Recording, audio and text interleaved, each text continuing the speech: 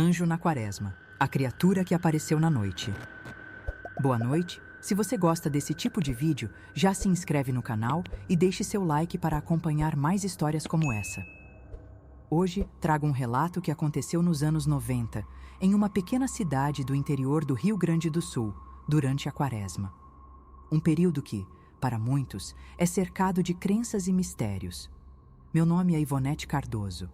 E até hoje, eu e meu marido nos perguntamos o que foi aquilo que vimos naquela noite abafada. Naquele tempo, minha rotina era simples. Eu cuidava da casa, enquanto meu marido, Osmar, trabalhava como pedreiro. Nossa casa era uma das poucas de material naquele bairro afastado do centro, cercada por ruas de terra e outras moradias mais modestas, feitas de madeira. O local era silencioso. E à noite, apenas os grilos e o vento quebravam a tranquilidade do lugar. Naquele dia em especial, meu marido chegou um pouco mais tarde, por volta das 6:30 da tarde, exausto do trabalho. Assim que entrou, foi direto tomar banho, enquanto eu preparava o jantar. O calor estava insuportável. O ar parecia parado, carregado, como se uma tempestade estivesse se formando ao longe. Durante o jantar, comentei com meu marido, que era Quaresma, e me veio à mente aquela velha história de que certos períodos do ano são propícios para acontecimentos estranhos. Osmar riu e disse que tudo isso não passava de bobagem, que as pessoas gostavam de inventar histórias para assustar os outros. Ainda assim, um incômodo cresceu dentro de mim, mas tentei ignorar. Depois de comer, resolvemos tomar um chimarrão na área de casa. Esse era um costume nosso, algo que fazíamos quase todas as noites. A área era espaçosa, e de lá podíamos ver a estrada de terra e algumas casas ao redor. O céu estava limpo, mas relâmpagos podiam ser vistos à distância, anunciando uma possível chuva. O vento começou a soprar mais fresco, e aquilo trouxe um alívio do calor sufocante que havia se instalado ao longo do dia. O tempo foi passando e ficamos ali conversando sobre coisas do cotidiano. Falávamos sobre o trabalho dele, sobre a vizinhança e até sobre planos para o futuro. Era um momento tranquilo e o vento ficava cada vez mais agradável. Mas, de repente, notei que os relâmpagos estavam mais frequentes e a brisa suave começou a se transformar em um vento mais forte. Comentei com Osmar que talvez fosse hora de entrar, pois o temporal poderia chegar a qualquer momento. Ele, no entanto, estava tão confortável ali fora que insistiu para ficarmos mais um pouco. A garoa começou devagar, uma chuva fina, mas constante. Não era suficiente para nos molhar, apenas refrescava ainda mais o ar. O vento balançava os galhos das árvores próximas e o som das folhas farfalhando era quase hipnótico. Mesmo assim, eu ainda sentia aquele incômodo, algo que eu não sabia explicar. Talvez fosse apenas minha mente influenciada pela ideia da Quaresma, ou talvez fosse algo mais. Foi quando ouvimos o primeiro barulho estranho. Um som seco, pesado, como se algo grande tivesse caído no telhado da casa. Osmar e eu trocamos olhares. Ele franziu a testa, tentando escutar melhor. O vento estava forte, mas não o suficiente para arrancar telhas ou derrubar algo grande. Deve ter sido algum galho ou alguma coisa que o vento trouxe, ele disse, mas dava para notar que ele também não estava tão certo disso. Fiquei olhando para cima, tentando enxergar algo no escuro, mas não vi nada. Osmar decidiu verificar e saiu até a rua para olhar o telhado. Eu fiquei na área, esperando, com uma sensação de aperto no peito. Havia algo naquela noite que não parecia certo. O vento agora uivava entre as árvores e a garoa continuava fina, mas persistente. Meu coração batia acelerado e eu tentava me convencer de que era apenas um nervosismo bobo. Foi então que vi. Algo passou por cima da casa, uma sombra enorme e veloz, indo em direção à casa da frente. Meu corpo gelou no mesmo instante. Aquilo não era um pássaro comum. Era muito grande. Grande demais. A escuridão da noite não me deixou ver muitos detalhes, mas eu pude perceber as asas. Eram enormes, escuras como a noite, e o som que fizeram ao cortar o vento era pesado, como se carregassem algo imenso. Fiquei sem reação por alguns segundos, apenas absorvendo o que havia acabado de ver. Meu primeiro instinto foi chamar por Osmar, mas minha voz pareceu travar na garganta. Ele já estava voltando para dentro, apressado. Quando cruzou a porta, me olhou arregalado e perguntou: "Você viu isso?" Balancei a cabeça afirmativamente, ainda tentando processar o que tinha acontecido. "O que foi isso?" Ele perguntou de novo, agora fechando a porta atrás de si. A primeira coisa que me veio à mente foi uma coruja, mas não podia ser, não daquele tamanho. "Pode ter sido uma coruja", respondi hesitante, mas no fundo eu sabia que não era. Aquilo era muito grande, maior que qualquer pássaro que eu já tinha visto na vida. Osmar parecia tão assustado quanto eu. O silêncio entre nós era pesado. Apenas o vento e o barulho das folhas preenchiam o espaço entre nossas respirações aceleradas. "As asas eram enormes", sussurrei, quase como se estivesse tentando convencer a mim mesma de que não estava imaginando coisas. Meu marido concordou, o olhar perdido em algum ponto do chão. Aquele momento foi um dos mais estranhos da minha vida. Era como se, por alguns segundos, o mundo ao nosso redor tivesse parado. Não ouvíamos mais nada, além do eco daquele som pesado de asas cortando o vento. Meu corpo estava arrepiado dos pés à cabeça, e pela expressão de Osmar, eu sabia que ele sentia o mesmo. A realidade do que tinha acontecido começou a se infiltrar aos poucos em nossos pensamentos. O que poderia ser grande o suficiente para ter aquele porte? E, principalmente, o que estaria fazendo ali, sobrevoando as casas de um bairro tão pacato no meio do interior do estado? Uma pergunta ficou martelando na minha cabeça. Será que aquilo tinha alguma relação com a quaresma? Osmar trancou a porta de maneira quase instintiva.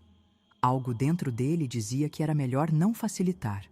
O vento lá fora continuava forte e eu olhava para a janela, esperando ver alguma coisa de novo. Mas naquele momento só havia escuridão. Uma escuridão tão densa que parecia esconder algo que não queria ser visto. E eu sentia, no fundo do meu peito, que aquela noite ainda não tinha acabado. O silêncio dentro da casa era quase tão assustador quanto o que havíamos acabado de ver. Osmar ainda olhava pela janela, mas não dizia nada. Eu sentia que ele tentava encontrar alguma explicação racional, mas nada parecia fazer sentido. A sensação de que algo estava errado continuava grudada em mim como um peso no peito. O vento lá fora não diminuía, e de tempos em tempos, rajadas mais fortes faziam as janelas tremerem. Resolvi ir até a pia da cozinha para beber um pouco de água e tentar me acalmar, mas minhas mãos tremiam ao segurar o copo. Nunca antes eu havia sentido um medo tão real. Foi então que o cachorro da vizinha começou a latir. No início, eram latidos espaçados, mas logo se transformaram em rosnados altos e insistentes, como se o animal estivesse furioso com alguma coisa. Osmar olhou para mim de imediato, e eu soube que ele estava pensando a mesma coisa. Será que aquilo ainda estava por perto? Me aproximei da janela, mas hesitei antes de olhar. Parte de mim não queria ver nada. Queria apenas que aquela noite passasse e que tudo fosse um grande mal-entendido. Mas outra parte sabia que, se algo estava realmente lá fora, precisaríamos saber. Levantei um pedaço da cortina bem devagar, tentando ver o que estava deixando o cachorro tão agitado. No quintal da casa da vizinha, havia uma sombra alta, parada, de frente para a residência. Meus olhos se ajustaram à pouca luz e então percebi. Era a mesma criatura. Meu coração disparou. Não havia dúvidas. Ela estava de pé, imóvel, como se observasse alguma coisa. Osmar percebeu minha expressão e correu para ver também. O silêncio dele foi o suficiente para me dizer que ele também estava vendo o mesmo que eu. A coisa parecia humana, mas algo nela estava errado. Era alta, magra, e seu corpo parecia coberto por algo que lembrava um manto, escuro como a noite. O capuz escondia parte do rosto, mas os olhos eram visíveis. Brilhavam num amarelo profundo, quase hipnotizante. Fiquei imóvel, tentando entender se aquilo era mesmo real. Osmar respirava pesado ao meu lado, visivelmente abalado. O cachorro da vizinha rosnava sem parar, andando de um lado para o outro, mas sem coragem de se aproximar. Por um momento, eu pensei que a criatura olhava diretamente para nós. Um calafrio percorreu minha espinha, a boca seca, os dedos formigando, como se meu corpo inteiro me alertasse para fugir dali. Mas como fugir, se aquilo estava bem na frente de nossa casa? Minha mente tentava buscar qualquer explicação lógica, mas tudo me levava para um único pensamento que eu não queria aceitar. Aquilo não era algo normal. Não era humano. Não era um animal. Foi então que, sem aviso, a criatura moveu a cabeça lentamente para o lado, como se tivesse ouvido algo. O movimento foi tão calculado, tão estranho, que um nó se formou no meu estômago. Osmar prendeu a respiração ao meu lado.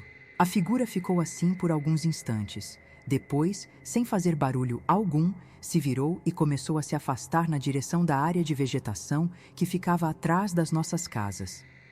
O cachorro continuou latindo, mas sem se aproximar. Osmar soltou um suspiro pesado e me puxou para longe da janela. Ele estava pálido, como se tivesse visto um fantasma. "Isso não é coisa boa", ele murmurou, mais para si mesmo do que para mim. Trancamos todas as janelas e apagamos as luzes da sala. Eu não queria mais olhar lá fora, não queria saber para onde aquilo tinha ido. Meu corpo ainda estava trêmulo, a mente rodando em um turbilhão de pensamentos confusos. A noite demorou a passar. Ficamos sentados na cama, alertas, escutando qualquer ruído diferente. De tempos em tempos, eu olhava para a porta, esperando que algo acontecesse. Mas, depois daquele último movimento da criatura, tudo ficou em silêncio. O vento diminuiu. A garoa parou.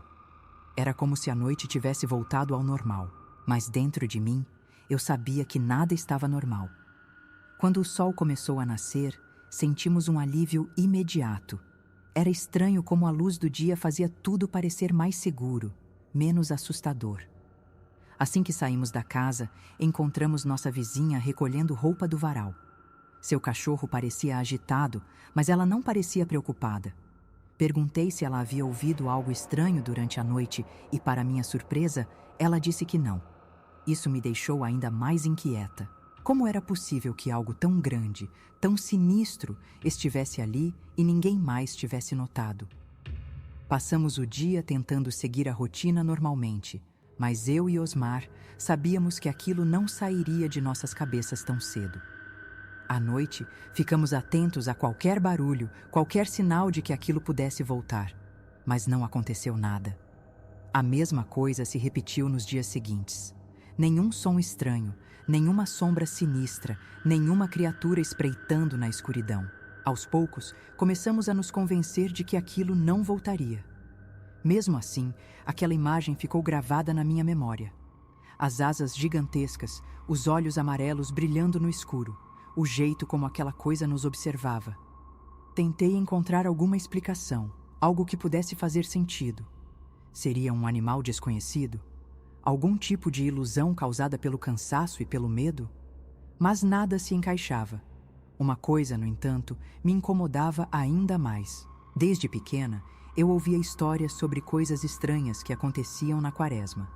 Diziam que era um período em que as barreiras entre o mundo dos vivos e o mundo dos espíritos ficavam mais frágeis. Seria aquilo um aviso? Alguma presença que não deveria estar ali? Osmar, que nunca foi de acreditar nessas coisas, apenas balançava na cabeça quando eu falava sobre isso.